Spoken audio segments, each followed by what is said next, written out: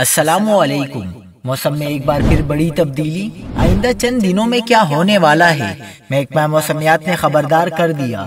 کیا آپ حالات حاضرہ سے آگاہی حاصل کرنا چاہتے ہیں، خبر کے پیچھے چھپے اصل حقائق جاننا چاہتے ہیں تو ابھی سبسکرائب کیجئے دل مل پاکستان کو اور ساتھ ہی گھنٹی کے نشان پر کلک کر دیں۔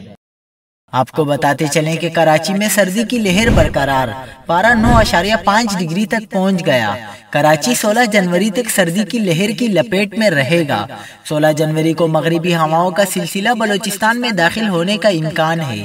چیف میٹرولوجسٹ سردار سرفراز کے مطابق 16 جنوری کو مغربی ہواؤں کا سلسلہ بلوچستان میں داخل ہونے کا امکان ہے۔ مغربی ہواؤں کے سلسلے کے باعث کراچی میں سردی کی شدت میں کمی آ جائے گی اور اس کے اثرات ملک کے شمالی حصے میں بارش اور پہاڑوں پر برف باری کی صورت میں نظر آ سکتے ہیں۔ چیف میٹرولوجسٹ کے مطابق حالیہ موسمیاتی جائزے میں اس سسٹم کے تحت کراچی سمیت سندھ کے حصے میں بارش نظر نہیں آ رہی۔ انہوں نے بتایا کہ 20 یا 22 جنوری تک مغربی ہواؤں کا سلسلہ ملک پر اثر انداز رہے گا۔